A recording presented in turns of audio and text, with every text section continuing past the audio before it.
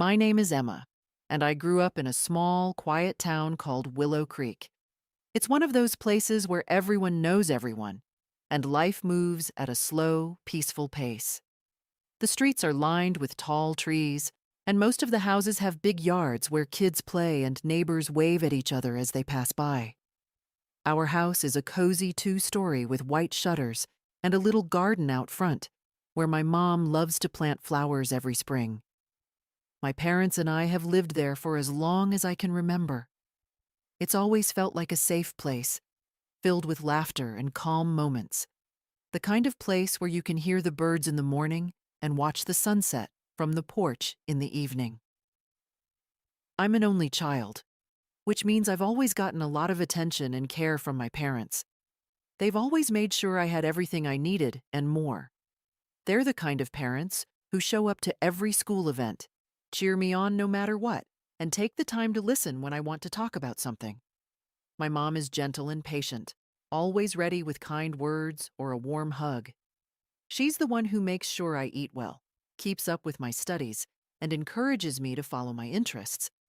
My dad, on the other hand, has a quiet strength about him. He's thoughtful, always working hard to make life comfortable for us, but never too busy to crack a joke or teach me something new. Together, they've created this warm, supportive environment where I've always felt loved and understood. Growing up in Willow Creek, my life was simple and full of routines. Mornings usually started with the sound of birds outside my window and the smell of coffee brewing downstairs. I'd come down to find my parents already up, my mom making breakfast while my dad read the newspaper. We'd sit at the kitchen table together, talking about our plans for the day, nothing too rushed or stressful. After school, I'd often ride my bike around the neighborhood or spend time reading in my room. Evenings were my favorite, though. We'd have dinner together. My mom's cooking was always the best. Then maybe watch a movie or sit outside if the weather was nice. It wasn't anything fancy or extraordinary, but it was the kind of life where I felt steady and secure. One of the things I appreciated most about my parents was how much they encouraged me to explore my interests. They never pressured me to be someone I wasn't. If I wanted to try something new, whether it was joining a club, taking up a hobby, or simply spending time on things I loved, they were always supportive. That's how I ended up falling in love with animals, especially dogs. But that part of the story comes later. For now, what really mattered was how my parents gave me the freedom to grow up feeling confident and cared for. I knew that no matter what happened outside in the world, I could always come home to them, to that quiet house in Willow Creek, and feel like everything was going to be okay. Life in Willow Creek wasn't without its dull moments, of course. Sometimes I'd wish for something exciting to happen, something to break up the usual rhythm of school, chores, and weekend trips to the local farmer's market. But looking back, I realize how special it was to grow up in such a calm, loving environment. It gave me the space to figure out who I was without too much noise or distraction. My parents taught me the importance of kindness, patience, and being true to myself. They showed me that love didn't have to be loud or flashy. It could be found in the little things like a packed lunch, a quiet evening walk, or a comforting word when I was feeling unsure. As I got older, I started to understand just how much their care shaped me. It wasn't about spoiling me or shielding me from every hardship. Instead, they taught me how to handle life's ups and downs with grace and resilience. They gave me the confidence to trust myself and the knowledge that I was never truly alone, no matter what challenges came my way. I've always felt grateful for that, even during times when I didn't fully realize how lucky I was. So, that's a little bit about my life in Willow Creek and the family who made it feel like home. It might sound ordinary to some, but to me, it was the foundation of everything good in my life. The love and support I received from my parents gave me the strength to face the world, to care deeply about the people and things that mattered to me, and to always remember where I came from. I think my love for animals, especially dogs, really started when I was about 13 or 14 years old. Before that, I had always liked animals in that casual way most kids do, pointing excitedly at squirrels in the park or petting my friends' pets when I visited their houses, but it wasn't something I thought deeply about. It all shifted one summer when I stumbled across this TV show about animals. It wasn't anything too fancy, just a series where they showed how different animals lived, how they interacted with humans, and little stories about their habits and personalities. At first, I watched it because there wasn't much else on, but the more I watched, the more fascinated I became. I started realizing how unique and smart animals really are, how each one has its own little world, its own way of thinking and feeling. What caught my attention most, though, were the episodes about dogs. There was something about the way they looked at people, the loyalty in their eyes, the way they seemed to understand without words, that pulled at something inside me. I found myself sitting closer to the screen whenever dogs came on, paying attention to how they acted, how they bonded with their humans. It felt like there was some kind of unspoken language between them, one built entirely on trust and love. That's when I started thinking seriously about getting a dog of my own. Up until then, the idea had never really crossed my mind in a serious way. But suddenly, it felt like having a dog wasn't just something fun. It felt necessary, like there was this space in my life that only a dog could fill. I began dropping hints to my parents, casually mentioning how cool it would be to have a dog, how I thought it would be great to have a companion like that around. At first, they just smiled and didn't take me too seriously. I can't blame them. I was a teenager who had a new interest every other month, so maybe they figured this was just another phase. But I kept at it. I started reading books about dogs, learning about different breeds, understanding what it actually took to take care of one. I didn't want them to think I wasn't serious. I even made a little presentation one evening at dinner, telling them about all the responsibilities of having a dog and how I'd be committed to taking care of it. To my surprise, they didn't say no outright. They just listened and said they'd think about it. Weeks went by, and I kept showing them I was serious, waking up early to prove I could handle morning walks, helping out more around the house, making sure I was responsible in other areas of my life. I think, little by little, they began to realize that this wasn't just a passing fancy. I genuinely wanted to care for a dog. Then one Saturday, completely out of the blue, my parents told me to get in the car because we were going somewhere special. I had no idea what was happening. I thought maybe we were going out to eat or visiting family. But when we pulled up to a local dog shelter, my heart nearly jumped out of my chest.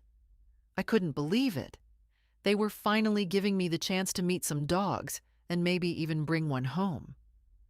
Walking into that shelter was overwhelming in the best possible way. There were so many dogs, each with their own personalities, barking and wagging their tails, some jumping up excitedly, others sitting quietly with hopeful eyes. I walked past rows of kennels, taking my time to meet as many as I could. It was hard not to fall in love with every single one of them. But then, near the end of one row, I saw him. A Newfoundland puppy, sitting calmly in the corner of his kennel. He had shiny black fur, big soft eyes, and a gentle expression that immediately caught my attention. Unlike some of the other dogs who were barking excitedly, he just looked up at me with this calm, curious look, like he was quietly waiting. I don't know how to explain it, but in that moment, I felt something click. I knelt down and reached my hand toward him, and when he walked over and gently licked my fingers, I knew without a doubt that he was the one. I looked at my parents, barely able to contain my excitement, and asked if we could take him home. They exchanged a look, then smiled and nodded. That was one of the happiest moments of my life. We went through the adoption process, and before I knew it, we were driving back to Willow Creek with the little Newfoundland puppy sitting in the back seat next to me. I decided to name him Leo. It just felt like the perfect name for him, strong but gentle, just like he seemed to be. The first few days with Leo were honestly a bit of a blur. Everything felt new and exciting, but also a little overwhelming. Puppies, as I quickly learned, are a handful. He was playful but also clumsy, knocking things over with his big paws, chewing on anything he could find. I had to learn fast. How to set boundaries, how to train him, how to care for him properly. But I didn't mind at all. Every time I looked into his eyes or felt him curl up next to me, I knew it was all worth it. Over time, Leo and I developed this easy rhythm. I'd wake up early to take him for walks around the neighborhood. We'd spend afternoons in the yard, him chasing after sticks or lying lazily in the grass while I read a book. He quickly became more than just a pet. He was my best friend, my constant companion. Whenever I felt stressed about school or had a bad day, I'd sit with Leo, and just having him there made everything feel a little lighter. I started realizing that caring for him didn't feel like a chore. It felt like something I was meant to do. Looking back now, I understand that Leo wasn't just the start of my love for animals. He taught me so much about patience, empathy, and responsibility. Through him, I learned how deeply animals can connect with us, how they sense our moods and emotions, how they offer comfort without asking for anything in return. That summer when I first met Leo changed something in me. It made me realize that animals, especially dogs, aren't just creatures we care for. They become family. And from that point on, I knew that animals, in one way or another, would always be a part of my life. Looking back now, I realize just how much Leo became a part of me over the years. It wasn't something that happened all at once, like a big moment or a sudden change. It was quiet, steady, and grew stronger with time, like a thread that kept weaving itself tighter and tighter into my life, until it felt impossible to imagine my days without him. From the moment we brought him home, Leo had this calming presence. Even though he was just a puppy then, with his oversized paws and soft black fur, there was something about him that felt constant, like he was meant to be by my side. At first, of course, it was all about getting to know each other. I'd never taken care of a dog before, and Leo had never been away from the shelter, so we had to figure things out together. I spent a lot of time teaching him basic commands: sit, stay, come, all the usual things. And he was quick to pick them up, eager to please, always looking at me with those big, gentle eyes as if to ask, "Am I doing this right?" But beyond the training and routines, something deeper started forming between us. It was in the way he'd follow me around the house, always wanting to be close by, never needing much more than to simply be near. It was in the way he'd rest his head on my knee when I was reading or doing homework, or the way he'd sit by the window when I left for school, waiting patiently until I returned. Over time, our connection became something unspoken, but incredibly strong. He just understood me, and I understood him. As Leo grew bigger, much bigger than I'd ever imagined, our bond only deepened. Newfoundland dogs are known for their size, and Leo definitely lived up to that. He went from being a fluffy little puppy to this giant, towering dog who could easily knock things over without meaning to. But no matter how big he got, he stayed gentle, calm, and sweet. People in our neighborhood used to be surprised when they saw him walking beside me. They'd comment on how large he was, how strong he looked, but also how well-behaved and mild-mannered he seemed. I always smiled, knowing that beneath his impressive size was the same soft-hearted Leo, who still loved curling up beside me, unaware of how much space he took up. Our days together became full of little routines that brought me so much peace. Every morning, without fail, Leo would be waiting by my door, tail wagging, ready for our walk. It didn't matter if it was sunny, raining, or even snowing. He'd always be there, excited to explore the neighborhood, sniff every tree, and greet the familiar faces we passed along the way. I used to think of those walks as our special time, just him and me, out in the fresh air, enjoying each other's company without needing to say a word. After school, he'd always greet me at the door like I'd been gone for days, even if I'd only been gone for a few hours. That simple joy he showed every time he saw me made everything feel lighter. If I had a rough day, if something stressful happened at school, I could always count on Leo to make me feel better just by being there. One thing I loved most was how intuitive he was. He always seemed to know when something was on my mind. If I was upset or sad, Leo wouldn't push or demand attention. He'd quietly sit next to me, leaning his big head against my shoulder as if to say, "I'm here. It's okay." It's hard to put into words how comforting that was. There's something about the silent, steady presence of a dog like Leo that makes you feel safe. Like everything will be all right, even if you don't have the answers yet. As the years went by, Leo was there through every little milestone in my life.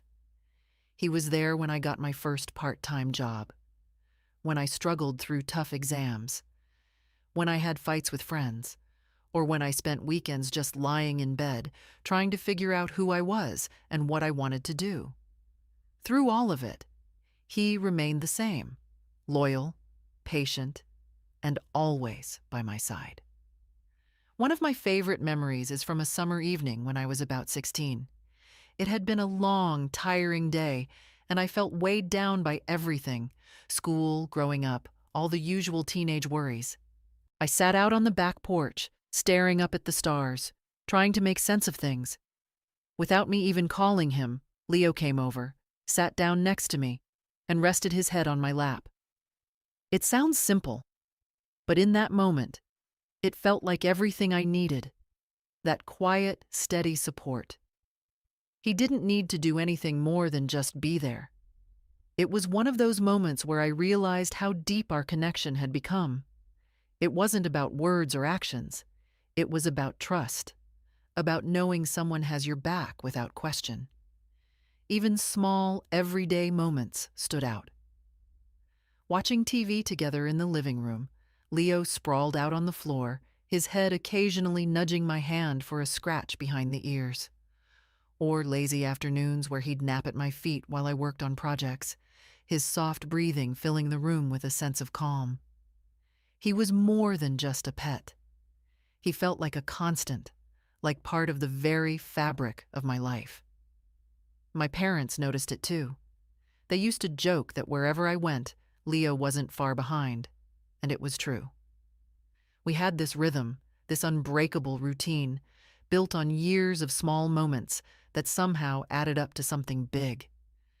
As time went on, I started realizing how much Leo had taught me without me even noticing.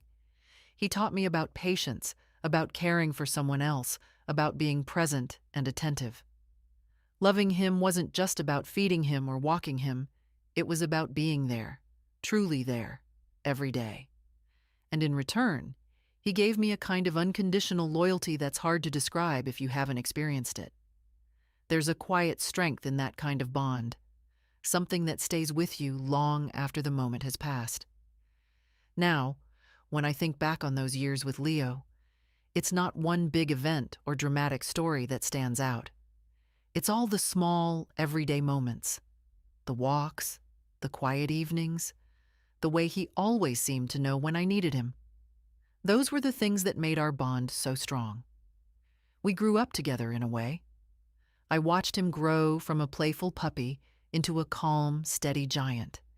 And he watched me grow from a teenager trying to figure life out into someone more sure of herself. And through it all, the one thing that never changed was how much we meant to each other. No matter what was happening in the world, I knew I could count on Leo. And that kind of connection is something rare, something I'll always carry with me. I guess I never really thought much about how emotions can sneak up on you, quietly, without warning, until they're sitting right there in the middle of your chest, making you feel all kinds of things you don't quite understand. That's kind of what happened with me and Leo. For years, things between us were easy, natural. He was my dog, my best friend, my steady presence. We had our routines, our quiet moments, our walks in the park, and nights spent curled up on the couch. But then, somewhere along the way, maybe around the time I turned 18, I started noticing things differently. It wasn't like something big happened all at once. It was more like little shifts, small feelings creeping in when I least expected them. Maybe it started on one of those ordinary afternoons. I remember one day clearly, the sun was shining, and Leo and I were sitting in the backyard like we always did. He had his head resting on my lap, eyes half closed, completely relaxed. I absent-mindedly ran my fingers through his thick black fur, something I'd done 1,000 times before. But this time, I noticed how warm he felt, how steady his breathing was, how safe and calm everything seemed when he was close. It hit me then, this strange fluttering in my chest, like my heart was beating a little faster, for no reason. I brushed it off at first, thinking maybe I was just tired or in one of those moods where you get overly sentimental. But after that, I started catching myself paying more attention to little things. The way Leo would tilt his head when he looked at me, how his eyes seemed to hold so much understanding. I'd feel this strange warmth settle over me, a feeling I couldn't quite name. It wasn't the same as when I was younger, when I loved Leo the way you love a pet. It felt deeper, more complicated, like there was something beneath the surface I couldn't quite figure out. It confused me. I mean, Leo was my dog. That's how it had always been.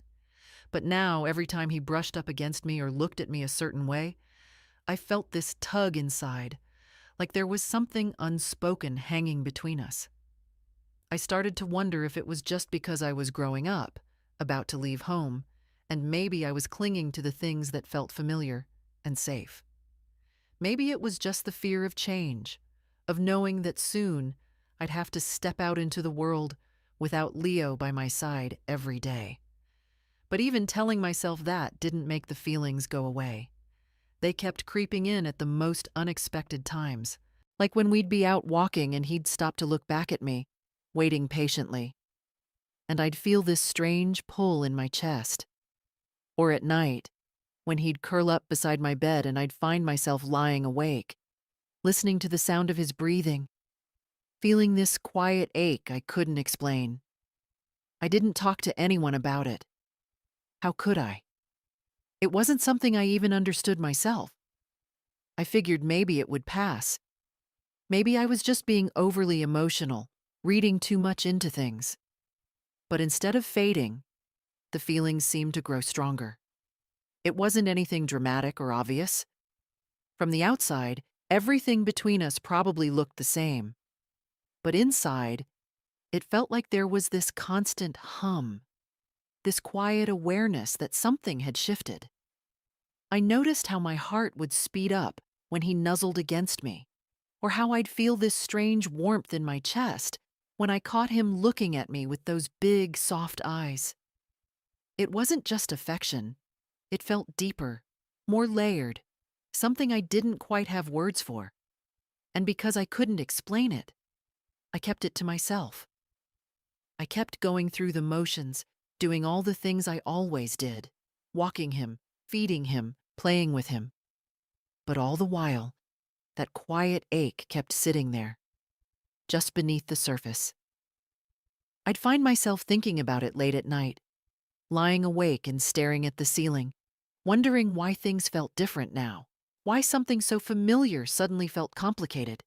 It was like there was a line that had always been there, and now it felt like I was standing right on the edge of it, not sure whether I wanted to step back or cross it. The thing is, Leo never changed. He was still the same gentle, loyal, steady presence he'd always been. It was me who had changed. I started to realize that emotions aren't always clear-cut, that sometimes they tangle themselves up in ways you don't expect, especially when you've spent so much of your life so closely connected to someone, or in this case, to Leo.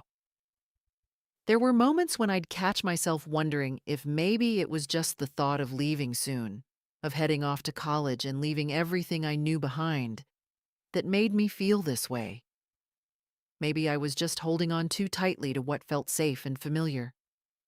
But even when I told myself that, the feelings didn't fade. They stayed, quietly, like a secret I was keeping even from myself. It wasn't like I acted on them or even knew what to do with them. It was just this steady undercurrent, always there. And as much as I tried to ignore it, to brush it off as nothing, I knew deep down that something had shifted inside me. It left me feeling a little off balance, like I was walking through familiar territory, but seeing everything with new eyes. I didn't have anyone to talk to about it, and maybe that was part of why it felt so heavy. I wasn't sure how to put it into words without sounding like I'd lost my mind. So instead, I kept it to myself, tucked away in the quiet moments when it was just me and Leo, and the rest of the world faded into the background. It's strange how something so small, an unexpected glance, a quiet touch, can unravel everything you thought you understood about yourself and the world around you. But that's how it felt, like I was standing on the edge of something bigger, something I didn't quite have the courage to face yet. And maybe that's what made those feelings even more powerful. The fact that they stayed hidden, unspoken, like a secret, tucked between the beats of an ordinary day. It's hard to explain exactly when the uneasy feelings started to creep in. The sense that maybe something wasn't quite right with the emotions I had swirling around inside me.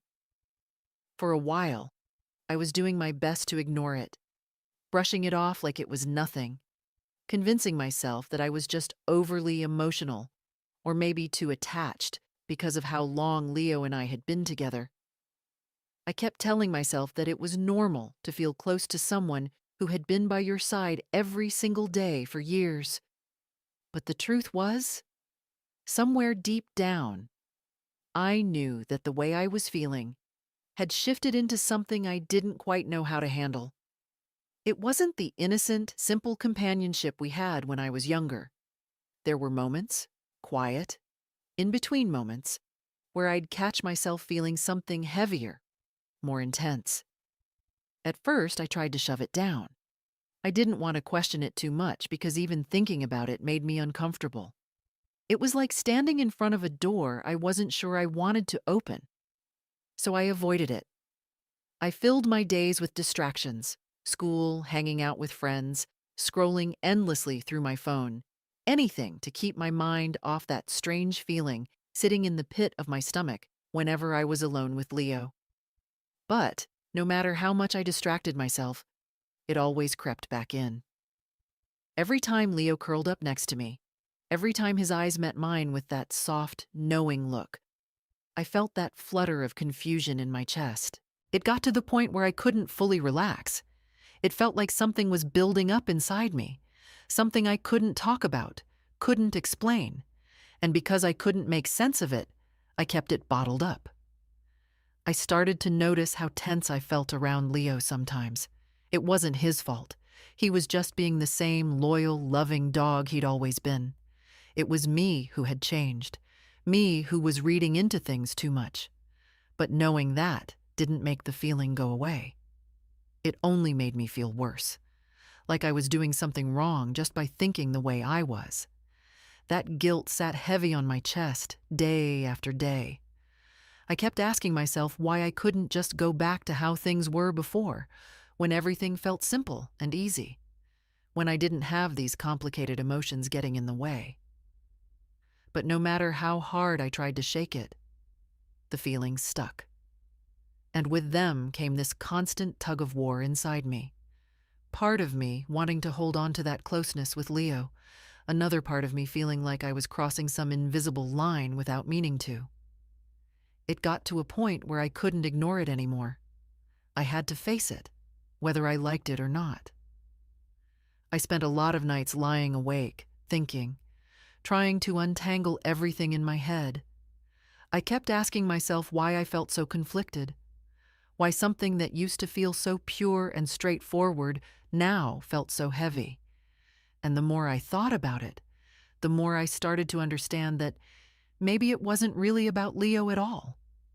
Maybe it was about me, about how I was growing up, about how emotions can sometimes get twisted and complicated, especially when you're in the middle of big changes in life. I realized that I had been leaning on Leo so much over the years, using him as this constant, steady anchor while everything else around me shifted.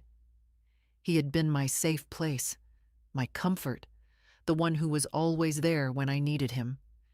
And in the process, maybe I had blurred the lines a little too much without meaning to. That realization hit me hard.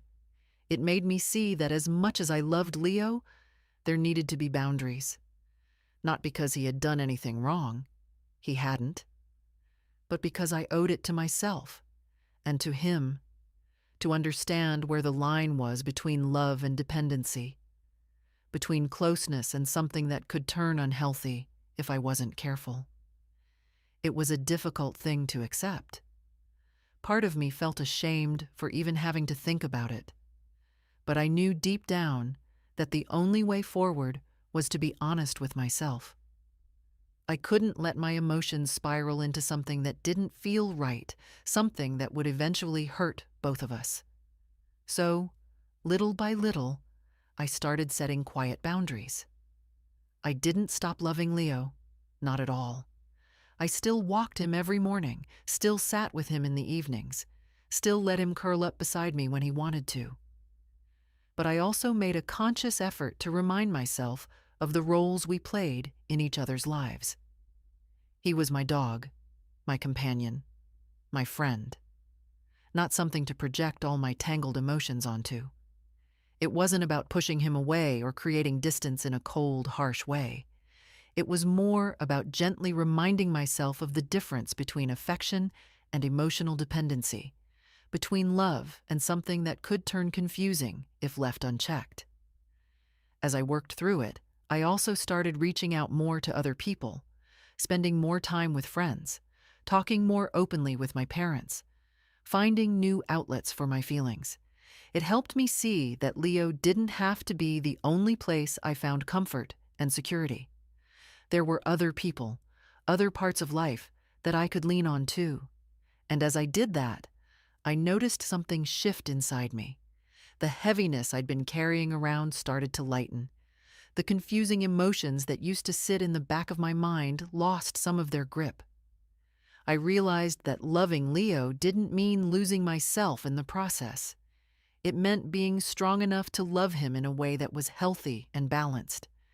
It meant recognizing that, as much as he had been there for me, I also had to be responsible for my own feelings, my own boundaries. That understanding didn't come overnight.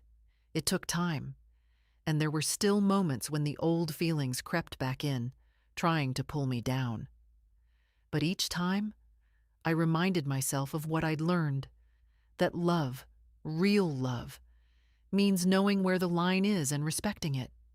It means not letting emotions control you, but instead learning how to guide them in the right direction. In a strange way, coming to that realization made me feel stronger. It showed me that I was capable of growing, of understanding myself better, even when it was hard. And it made me appreciate Leo even more, not just as a source of comfort, but as a reminder of how important it is to have healthy, respectful connections, both with others and with yourself. There's always that one moment in life, I think, when you realize things are about to change for good. You may not see it coming for a long time, but when it finally hits, it feels like everything shifts all at once. For me, that moment came the day I got the acceptance letter to a university far from Willow Creek. I still remember standing in the kitchen, holding that envelope in my hands, staring at the official-looking paper with my name on it. My parents were excited, congratulating me, saying how proud they were, and I smiled and nodded because I knew this was what I had worked so hard for. But inside, all I could think about was Leo. I glanced over at him lying by the window, his eyes half closed, the sunlight making his black fur shine. It hit me like a wave. I was going to have to leave him behind. Up until that point, Leo had been there for every part of my life. Every morning walk, every quiet evening, every time I felt like the world was too much, he was always there. The thought of being without him, of waking up in a dorm room miles away with no soft thud of his paws coming down the hall, felt almost unbearable. I didn't say anything to my parents right away about how I felt. I didn't want to ruin their happiness or make it seem like I wasn't grateful for the opportunity I'd been given. But the truth was, my heart felt heavy. It wasn't just about moving to a new place or starting a new chapter. It was about knowing that for the first time, I'd have to face the world without Leo by my side. The days leading up to leaving were filled with this quiet tension inside me. I'd be packing my things, organizing what I needed for school, all the while pretending everything was fine.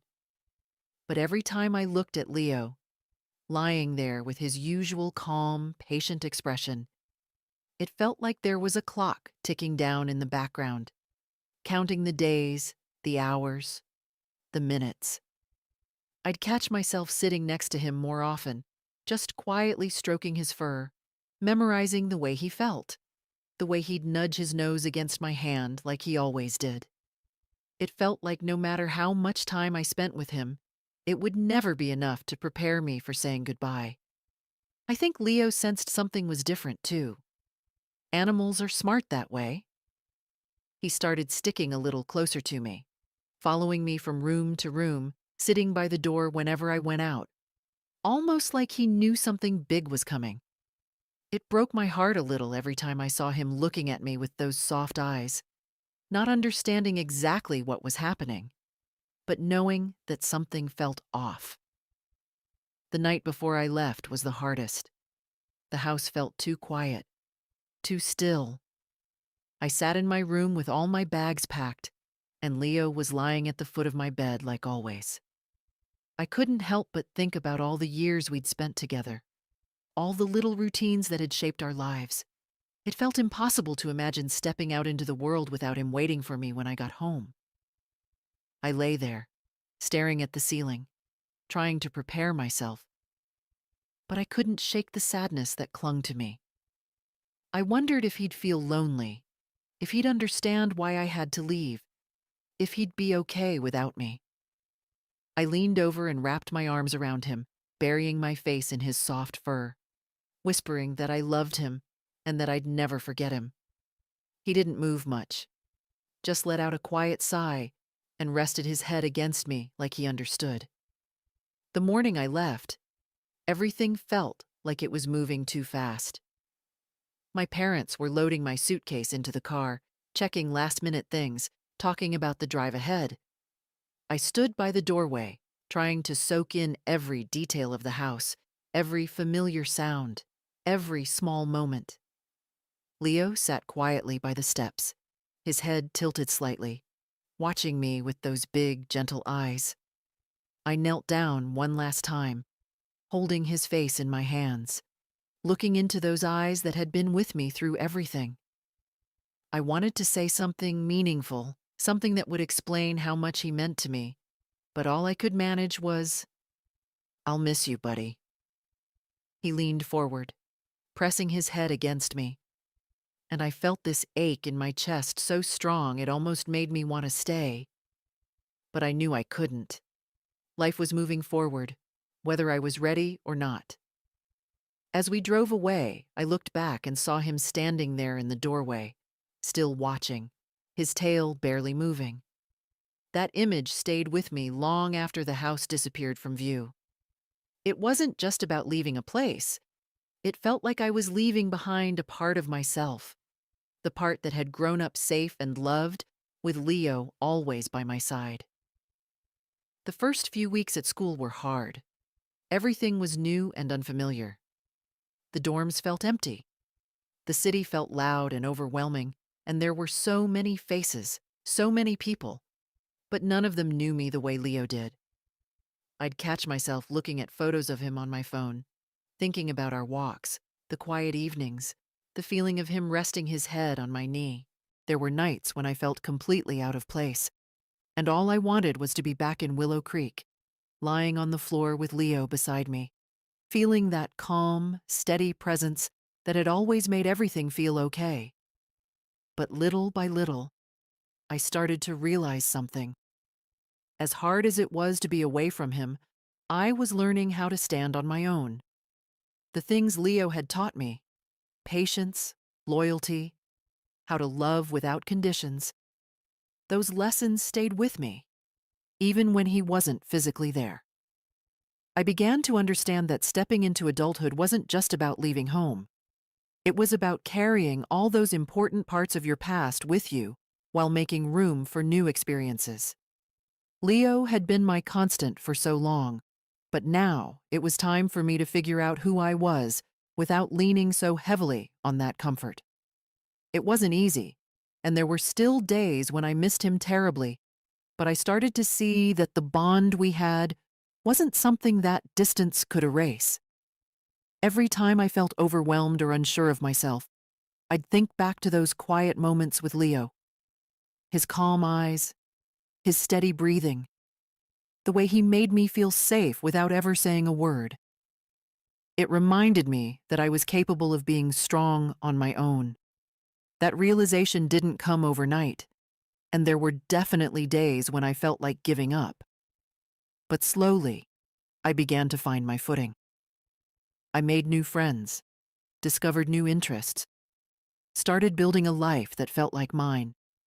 And through it all, Leo was still with me, not in the literal sense, but in the way his loyalty and love had shaped me.